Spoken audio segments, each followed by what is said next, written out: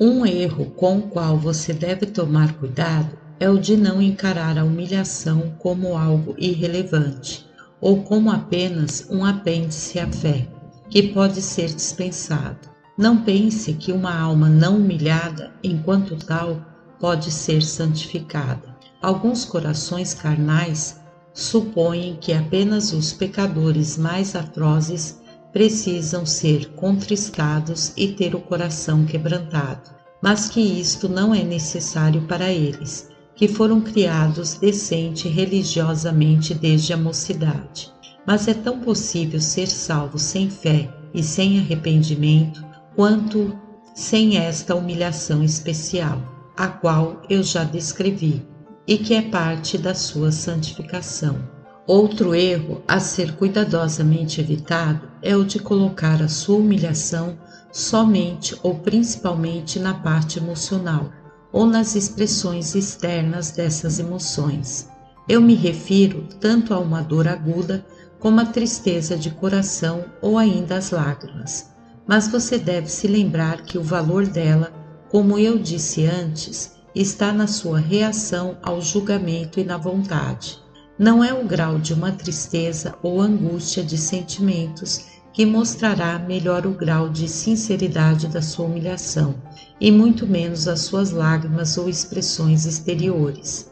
Mas é a baixa avaliação que você faz de si próprio e a aceitação em ser visto como vil aos olhos dos outros. É o seu descontentamento e o desejo de gemer e chorar por causa do pecado, o tanto quanto Deus gostaria que você o fizesse, juntamente com a aceitação do julgamento e vontade antes descritos que demonstram realmente a sua humilhação. Há dois grandes perigos aqui, diante de você, a serem evitados.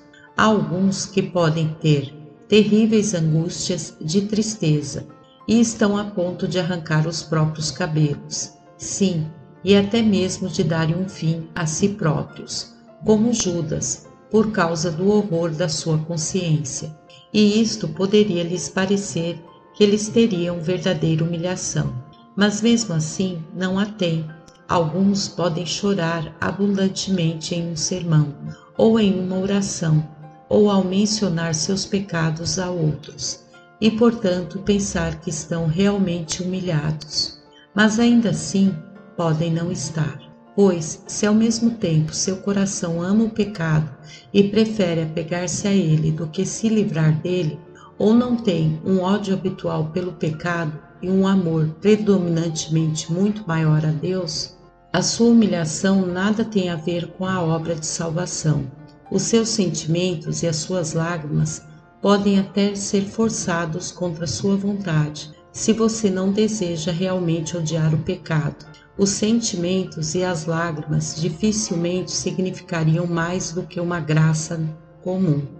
Muitos podem chorar por causa dos sofrimentos e por causa da natureza feminina sensível, e ainda assim permanecerem não humilhados, podendo até estar em um grau muito elevado de orgulho. Quão regularmente vemos tantos que são assim.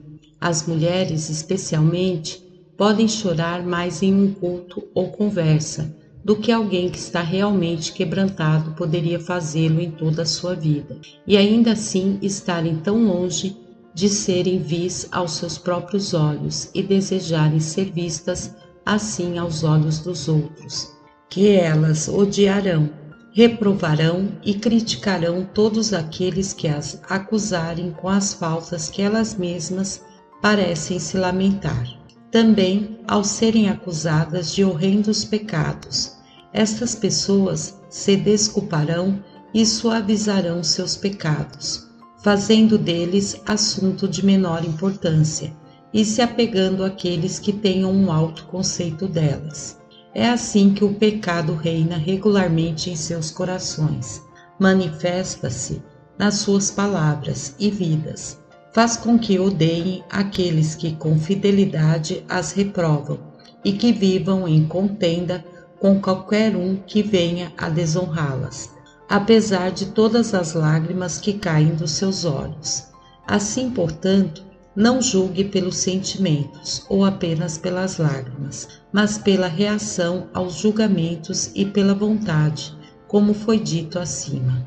Um outro caso que é muito melhor e mais feliz do que o primeiro, mas que produz grande dificuldade, é o erro daqueles que pensam que não têm uma verdadeira humilhação, por não experimentarem tais sentimentos e liberdade de lágrimas como outros experimentam quando o coração deles é contristado, pois não conseguem derramar sequer uma lágrima. Diga-me apenas isto: você se vê como vil aos seus próprios olhos por ser culpado de pecados, e isto contra o Senhor, a quem você realmente ama? Você odeia os seus pecados por causa das suas abominações e desejaria de coração sofrer quando estivesse pecando? E se você tivesse que escolher de novo, você preferiria sofrer do que pecar? Você sente o desejo de se entristecer por causa do pecado, mesmo quando não pode sentir tristeza e desejar chorar ainda que não consiga? Pode você suportar calmamente quando é ofendido porque sabe que é realmente vil? É você grato a um reprovador sincero, apesar dele lhe mostrar o mais terrível pecado? Você considera suas próprias palavras e feitos indignos e as palavras e feitos dos outros melhores, desde que haja a menor razão para isso? Você atribui justiça às aflições que vêm de Deus e às reprimendas verdadeiras de homens, e se considera indigno da comunhão dos santos, ou de ver a justiça de Deus se ele viesse a condená-lo? Este é o estado de uma alma humilhada. Se você puder responder afirmativamente a estas perguntas, então não precisa duvidar da sua aceitação por parte de Deus. Mesmo que você não derrame uma lágrima, há mais humilhação em uma baixa estima de nós mesmos do que em 1000 lágrimas, e mais em uma vontade ou desejo de chorar pelo pecado do que nas lágrimas que vêm motivadas pelo terror, por uma consciência pesada ou pelos sensíveis sentimentos naturais. Se a vontade estiver correta, você não precisa temer. É aquele que mais odeia o pecado e é mais severo para com o pecado que é humilhado por causa dele. Aquele que lamenta o pecado hoje e o comete amanhã é muito menos humilhado e penitente do que aquele que não é atraído para o pecado na esperança dos prazeres do mundo, nem o comete, mesmo que fosse para salvar sua vida. Para evitar isto, alguns incorrem no erro oposto e pensam que a tristeza e lágrimas são desnecessárias e que podem se arrepender com ou sem lágrimas. Estes fundamentam tudo em alguns desejos vagos e ineficazes, e assim pensam que o coração foi mudado. Mas certamente Deus não criou os sentimentos em vão. É impossível que um homem possa ter uma vontade santificada e as suas emoções não manifestem alguma correspondência e sejam controladas pela vontade, embora não possamos gemer naquele grau que desejaríamos. Ainda assim, terá de haver alguma tristeza sempre que o coração for verdadeiramente mudado, e aparentemente esta tristeza deveria ser grande. Ninguém pode crer de coração que o pecado é o maior mal para sua alma sem ser afligido por isto. Na verdade, os nossos sentimentos mais vivos deveriam ser afetados por estas coisas tão importantes. É uma vergonha ver um homem gemer por um amigo e lamentar por uma provação que afeta apenas a carne, e, no entanto, ser tão insensível à praga do pecado, à ira do Senhor, e sorrir e gracejar com tais pesos sobre a sua alma. Embora a tristeza e as lágrimas não sejam o coração e a parte principal de nossa humilhação, ainda assim elas devem ser buscadas como um dever. Sim, certo grau de tristeza é absolutamente necessário, e a falta de lágrimas não é um bom sinal naqueles que as derramam por outras coisas. Na verdade, a convicção da nossa loucura e crueldade deveria ser tão grande a ponto de quebrar o nosso coração de tristeza, derreter o nosso peito e reproduzir rios de lágrimas dos nossos olhos. Se nós não podemos produzir isso em nós, devemos antes lamentar a dureza do nosso coração, ao invés de nos desculparmos. Neste item, trataremos de como responder à questão se é possível a um homem ser humilhado e se arrepender em demasia. A manifestação exterior da humilhação, que consiste nos atos que provêm do entendimento e da vontade, não podem ser maiores do que o próprio entendimento e a vontade que produziram estes atos. Se as manifestações externas forem maiores do que a própria vontade, elas não apenas serão erradas, como também nada terão a ver com a verdadeira humilhação salvadora. Um homem pode se considerar pior do que ele realmente é, pensando falsamente de si mesmo, como se fosse culpado de pecados dos quais realmente ele não é. E isto não é a mesma coisa que verdadeira humilhação. Mas, se ele tiver uma clara apreensão da maldade do seu pecado e da sua própria vileza, a isto ele não deve temer. No âmbito da vontade, é mais claro: nenhum homem pode estar querendo livrar-se do pecado em demasia, sem ter a mesma aversão ao pecado quanto o próprio Senhor o tem. Mas quanto à outra parte da humilhação, que consiste em aguda tristeza ou lágrimas, pode muito bem ocorrer em demasia, embora eu conheça muito poucos que incorrem neste erro ou precisem temer isso, pois o homem normal do mundo é estúpido e duro de coração, e até a maioria dos piedosos são lamentavelmente insensíveis.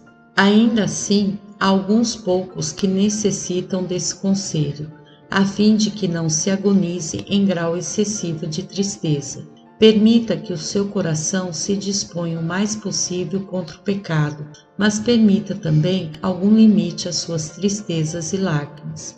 Este conselho é necessário aos seguintes tipos de pessoas: as pessoas melancólicas, as quais estão em perigo de serem perturbadas e agirem de modo irracional e sem propósito por excessiva tristeza.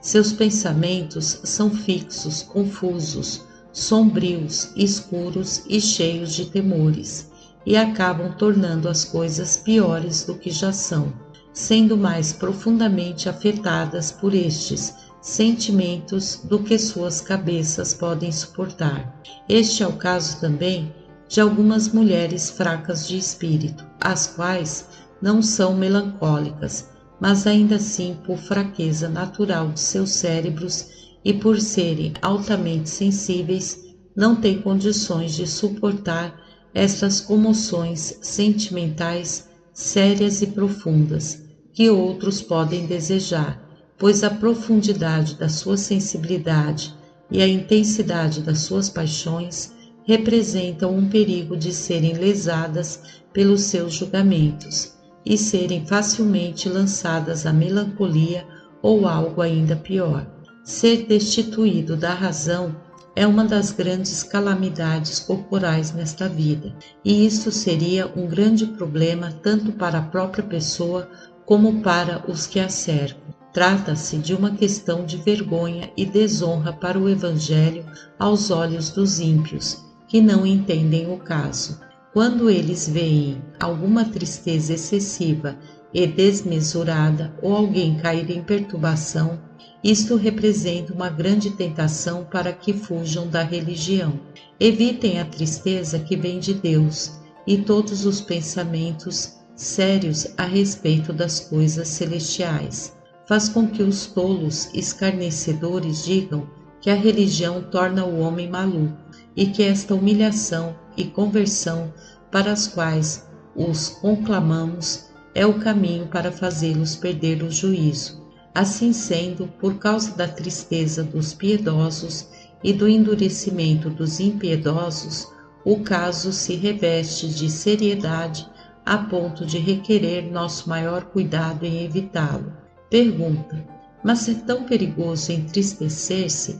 tanto de modo insuficiente como em demasia, o que fará um pobre pecador em tal desfiladeiro? E como pode ele saber quando deve restringir sua tristeza? Resposta: há pouquíssimas pessoas no mundo que têm razão em temer o excesso desse tipo de tristeza.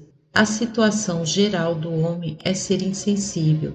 A tristeza do mundo provoca muito mais melancolia e perturbação do que a tristeza que vem de Deus. Mas para aqueles poucos que estão em perigo de excesso, eu primeiramente direi como discernir o perigo e depois como remediá-lo. Quando a sua tristeza é maior do que o seu julgamento pode suportar, como aparente perigo de perturbação ou de distúrbio melancólico e diminuição de seu entendimento, então a tristeza é certamente demasiada e deve ser restringida, porque se você arruinar a sua razão, você se constituirá em opróbrio para a religião e não estará habilitado para nada que seja realmente bom, nem para a sua edificação, nem para o serviço do reino de Deus. Se você estiver com uma séria doença, a qual a tristeza poderia aumentar o risco para a sua vida, você então tem razão para restringi-la, embora não deva abster-se de arrepender-se ou descuidar-se da sua salvação. Mas o sentimento de tristeza, esta você deve moderar ou reduzir. Quando a tristeza é tão grande a ponto de transformar a sua mente ou enfraquecer o seu corpo, de modo a incapacitá-lo para o serviço de Deus e a torná-lo mais despreparado para fazer o bem, você tem razão então para moderar e restringir a tristeza. Quando a intensidade da sua tristeza sobrepuja a medida necessária do seu amor ou alegria ou gratidão, deixando estes de lado, apossando-se mais do seu espírito do que deveria, não deixando espaço para os seus outros deveres, então esta tristeza é excessiva e precisa ser restringida. Há alguns que se esforçariam e lutariam em seus corações para arrancar algumas lágrimas e aumentar sua tristeza, os quais, entretanto, fazem pouco caso de outros sentimentos e não se esforçariam a metade para aumentar sua fé, amor e alegria.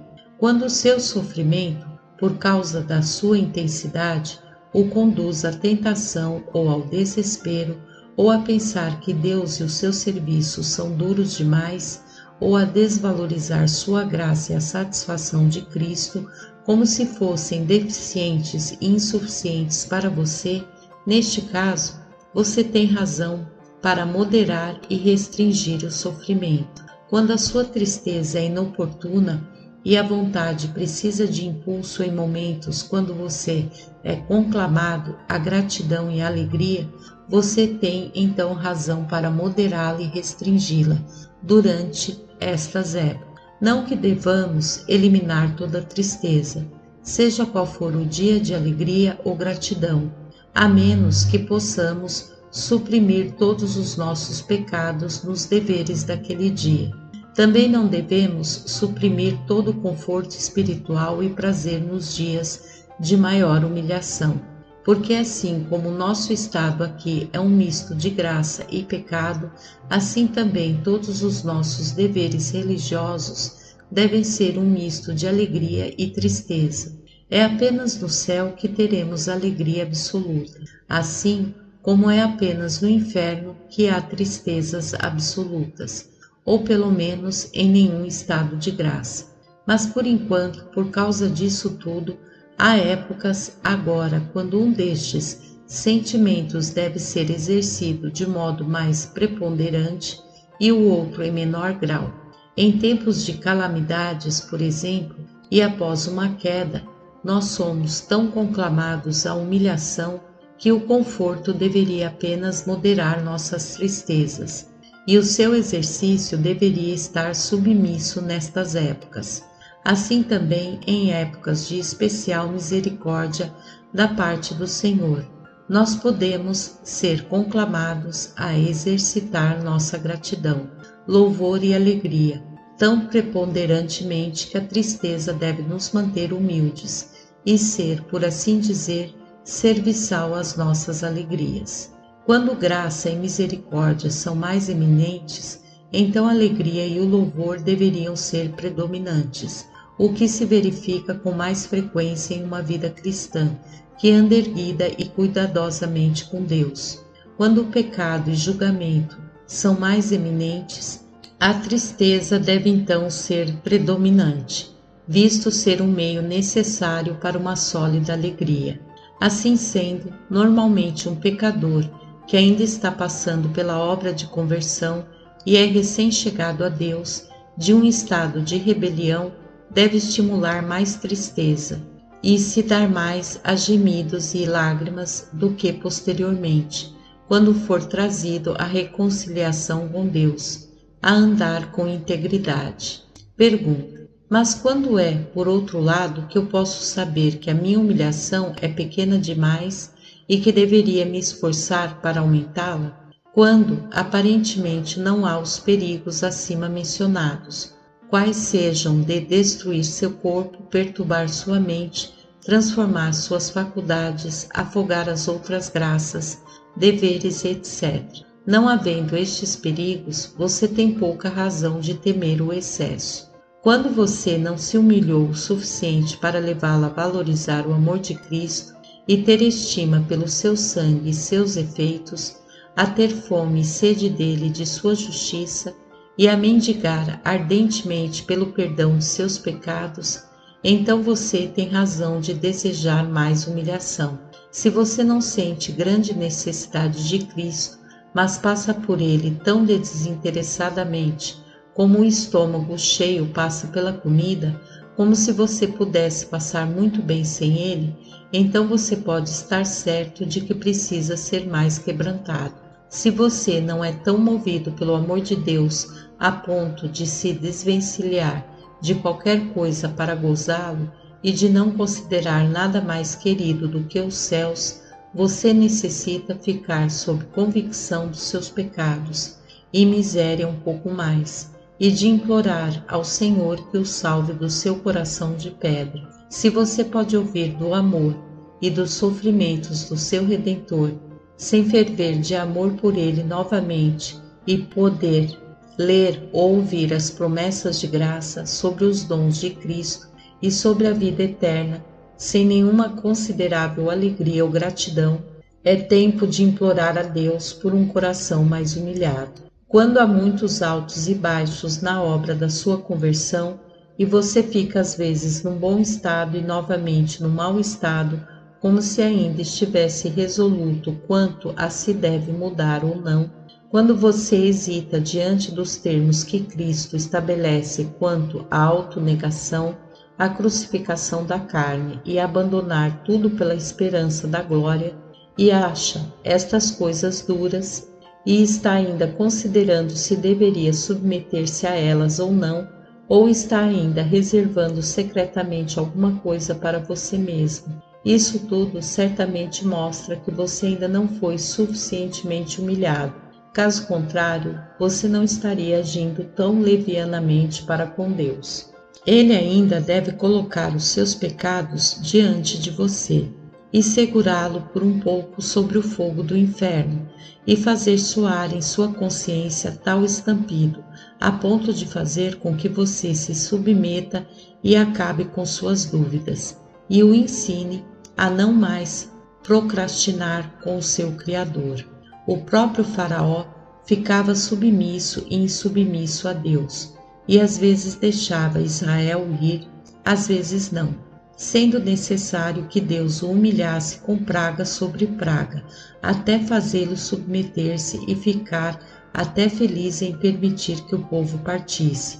Mesmo quando Deus usa dos meios de graça, quando o coração é duro, ele faz tanto uso das tristezas quanto seja necessário para fazer com que o homem se submeta o mais cedo possível aos seus termos e se alegre em obter misericórdia em tais termos. Quando você está insensível e desanimado quanto às ordenanças de Deus e à Escritura, tem pouca vida ou doçura para você, quando se encontra quase que indiferente, se invoca a Deus em secreto ou não, se vai à igreja ou não para ouvir a palavra e reunir-se em louvor a Deus na comunhão dos santos, quando não sente grande gosto nos cultos e nos sacramentos, mas pratica-os quase que meramente por costume ou para aliviar a sua consciência e não por uma grande necessidade que sinta dessas práticas ou do bem que encontra nelas.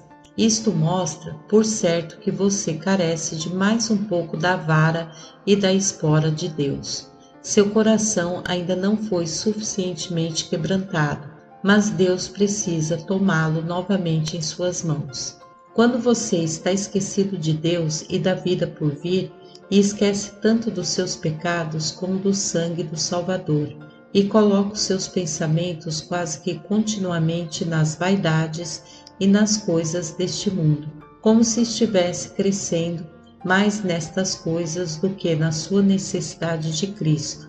Isto mostra que a pedra ainda está no seu coração, que Deus precisa fazer com que você se alimente de um cardápio mais difícil para corrigir os seus apetites e fazê-lo sentir o seu pecado e miséria até que ele retire os pensamentos que você tem nas coisas que, na realidade, pouco importam e o ensinam a preocupar-se mais com o seu estado eterno.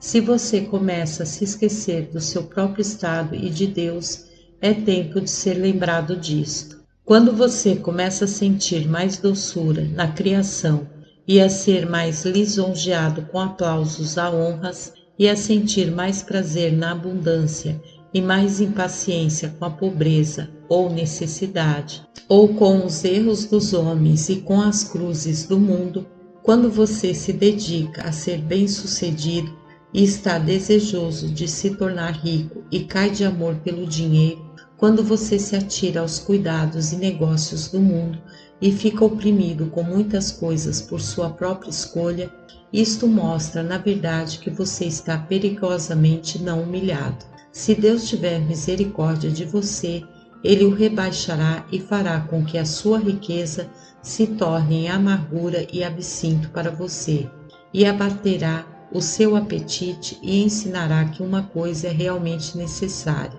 desejar ardentemente a comida que não perece.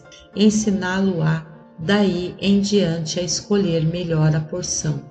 Quando você percebe que poderia voltar a brincar com as circunstâncias propícias ao pecado ou a olhar para elas com disposição na mente, como se ainda tivesse a mente voltada para isso, e quase que pudesse voltar o seu coração querendo novamente aquilo, quando você começa a ter a mente novamente voltada para suas velhas companhias e caminhos, ou começa a se aproximar o mais possível novamente dessas coisas e a olhar com fixação para a isca, na tentativa de provar daquilo que é proibido e quase que não pode dizer como negar as suas inclinações, apetites, sentimentos e desejos, isto mostra que você carece de uma obra de despertamento. Parece que Deus precisa ler para você mais um pouco da palavra e fazer com que você soletre aquelas linhas de sangue, as quais, ao que parece, você se esqueceu. Ele precisa acender o fogo da sua consciência, até que você sinta e entenda se é realmente bom brincar com o pecado, com a ira de Deus e com o fogo eterno. Quando você começa a se tornar indiferente com relação à sua comunhão com Deus, você começa a não pensar mais muito se Ele lhe aceitou realmente e se de fato lhe manifestou o seu amor, mas começa a deixar de lado as suas orações e a não mais atentar para elas ou ao que acontece com elas. Passa a fazer uso dos sacramentos raramente, questionando o resultado desta prática, quando você pode dispensar o consolo espiritual dos santos e extrai pouco conforto espiritual de Cristo e dos céus e cada vez mais dos seus amigos, bens, propriedade e situações materiais. Talvez comece a sentir-se tão bem na companhia de pessoas do mundo, falando e agindo como elas, com a mesma satisfação que antes tinha ao meditar no amor de Cristo. Isto mostra que você ainda não tem um real senso do perigo que corre. A humilhação ainda tem uma grande obra a realizar em você. Você precisa ser ensinado a conhecer mais a sua casa, a ter mais prazer em seu pai, a conhecer mais o seu marido, seus irmãos em Cristo, mais a sua herança do que os estranhos ou inimigos de Deus e seus. Quando você começa a fazer pouco caso das ordenanças ou de outras misericórdias, e ao invés de recebê-las com gratidão e se alimentar delas, passa a queixar-se delas, e nada lhe agrada, dizendo: o pastor é muito fraco, ou o pastor é muito exigente, ou o pastor é muito formal. Isso deveria ser desse ou daquele modo. O culto é muito ou pouco formal. Ele gesticula muito ou pouco. Esta ordem não está boa. Isto ou aquilo não é apropriado.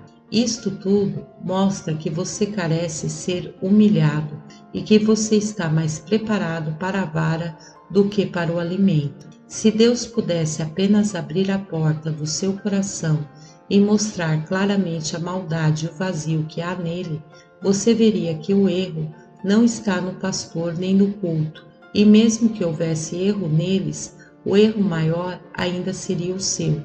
A causa da sua relutância e contenda com o mundo está no seu próprio estômago, cheio, e Deus precisa lhe dar um remédio que faça o seu coração doer antes que ele termine a sua obra. Então, o seu apetite será corrigido, a sua frivolidade terá fim, e aquilo que você antes criticava passará a lhe ser doce.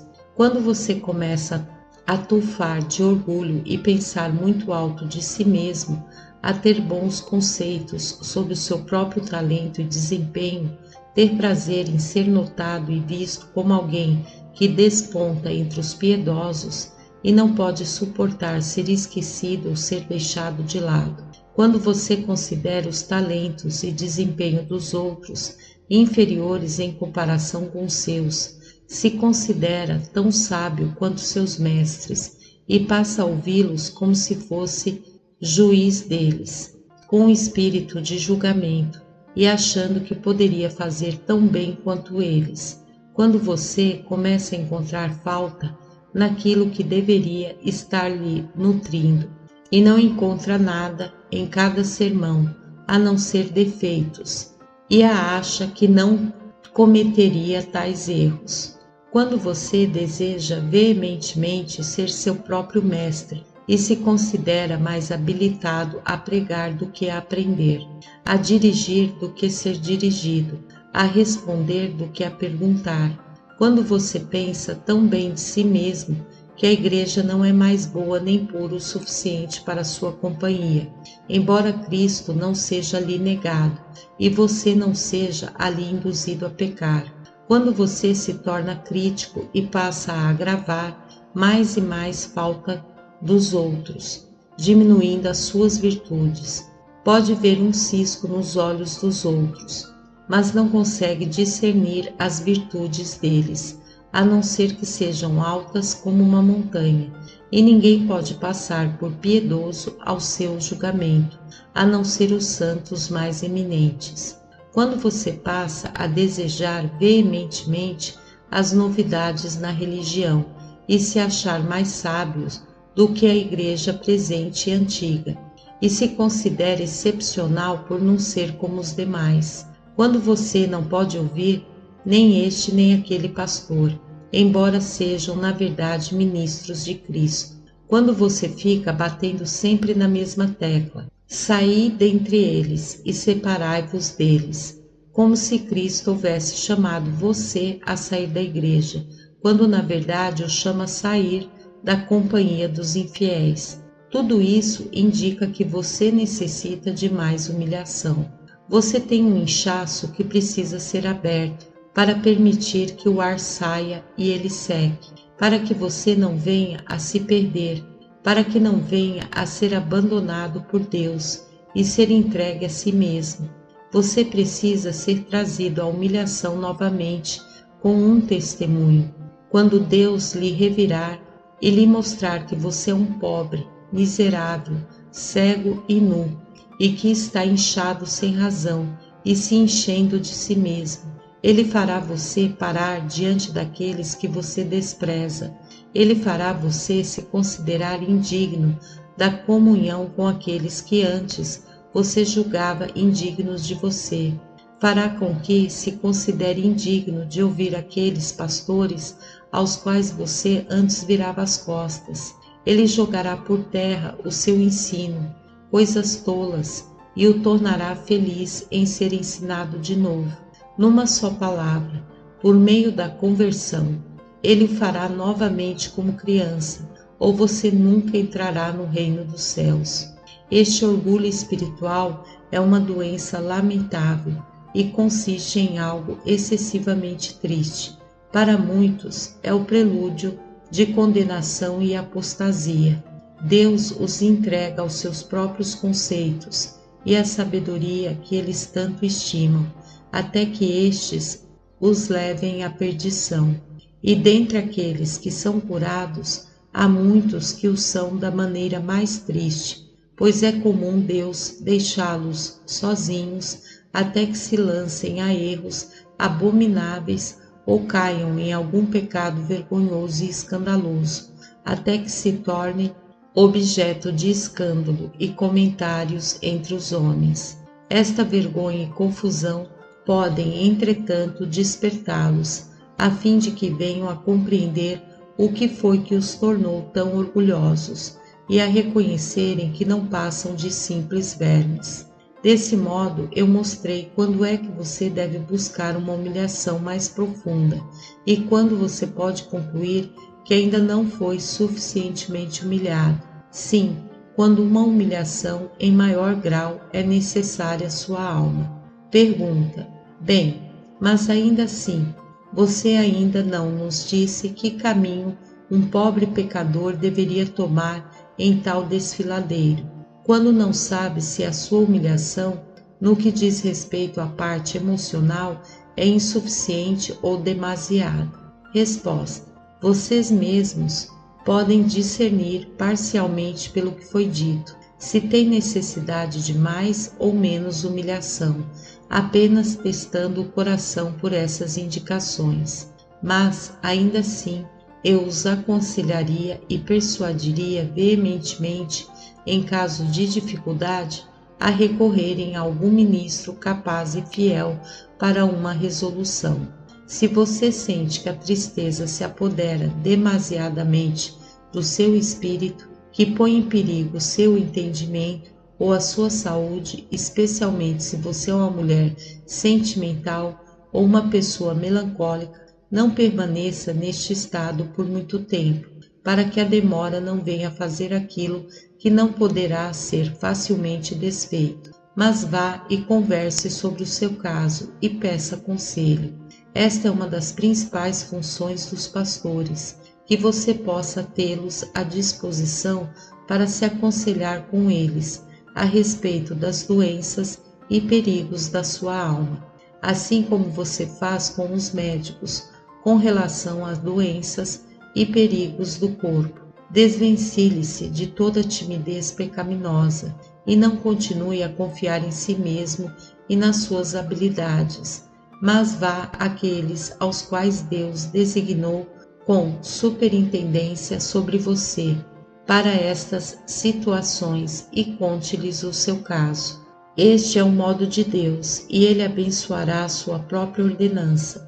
Pessoas melancólicas, sensíveis e irritadiças não são juízes habilitados para avaliar sua própria situação.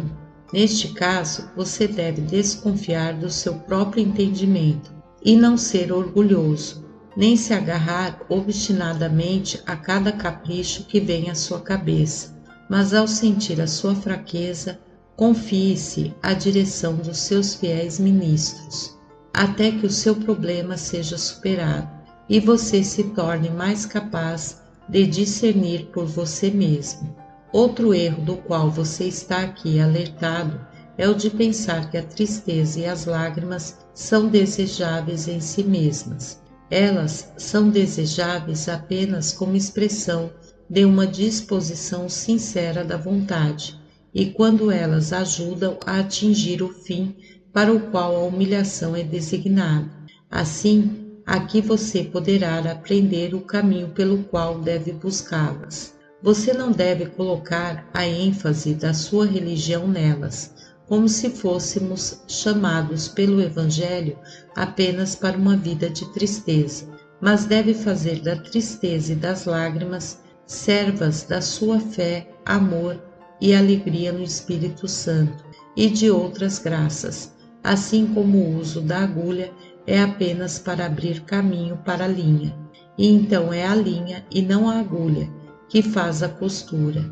Assim, a nossa tristeza serve apenas como preparação para a fé e amor, sendo estes os que unem a alma a Cristo. É, portanto, um triste erro que alguns fiquem muito preocupados por sua falta de tristeza, mas pouco preocupados por sua falta de fé e amor, e orem e se esforcem para quebrar seus corações ou chorem pelos pecados, sem contudo fazerem o mesmo para obter aquelas graças maiores, às quais a tristeza deveria conduzi-los. Um deveria ser feito sem se deixar de lado o outro. Visto que as lágrimas são uma expressão do coração, elas deveriam ser espontâneas e sinceras, fluindo voluntariamente do sentimento interior por causa do mal que lamentamos. Se você vier a chorar bastante, meramente por pensar que as lágrimas são em si mesmas necessárias e não por causa do ódio que sente pelo pecado e pelo sentimento da sua natureza vil e assassina, isto não tem nada a ver com a verdadeira humilhação. Se o coração estiver humilhado diante do Senhor, não é a falta de lágrimas que fará com que Deus o despreze. Alguns são por natureza tão pouco dados ao choro que não podem chorar por nenhuma coisa externa, nem pela perda do mais querido amigo, embora fossem capazes de fazer 10 vezes mais para salvar a vida dele do que alguns que choram à vontade. Gemidos, assim como as lágrimas, também são expressões de tristeza, mas a rejeição e ódio sinceros ao pecado são evidências ainda melhores do que ambos. Quando, entretanto, a pessoa tem uma disposição natural para chorar, mesmo que seja por dificuldades materiais, e ainda assim não pode derramar uma lágrima pelo pecado, aí o caso é mais questionável. A razão principal pela qual vocês devem se esforçar para ter uma tristeza mais profunda é para que possam obter o fim ao qual a tristeza deveria levar. Que o pecado vos seja mais odioso e mortificado com mais efetividade, que o eu seja humilhado, para que Cristo possa ser mais valorizado, desejado e exaltado, e para que você seja melhor habilitado a uma maior comunhão com Deus, no tempo por vir. Seja salvo do orgulho e mantido vigilante. Pelo que foi dito, você tem uma regra pela qual pode acertadamente discernir que grau de humilhação deve ser alcançado. Ela deve ir tão profundamente a ponto de minar o nosso orgulho. O coração deve ser tão quebrantado quanto necessário para nos afastar do pecado e nos desvencilhar do eu carnal. Se isso não for alcançado, ainda que você chore os próprios olhos, isso não valerá nada. Você precisa ser rebaixado a tal ponto que o sangue de Cristo e o favor de Deus venham a ser mais preciosos a seus olhos do que o mundo inteiro, e em seu próprio coração preferira antes aqueles do que este. Aí então você pode estar seguro de que sua humilhação é sincera, quer você derrame lágrimas ou não. Pelo que foi dito, você também pode concluir que deve fugir da ideia de atribuir às suas próprias humilhações qualquer valor da honra devida apenas a Cristo. Não pense que você pode satisfazer a justiça da lei ou merecer qualquer coisa da parte de Deus pelo valor dos seus sofrimentos, mesmo que você venha chorar lágrimas de sangue. Isto não será uma verdadeira humilhação, se não consistir no senso de reconhecimento da sua indignidade e merecida condenação, e se não levá-lo a buscar por perdão e vida em Cristo, e se não levá-lo a se ver perdido e totalmente incapaz em si mesmo.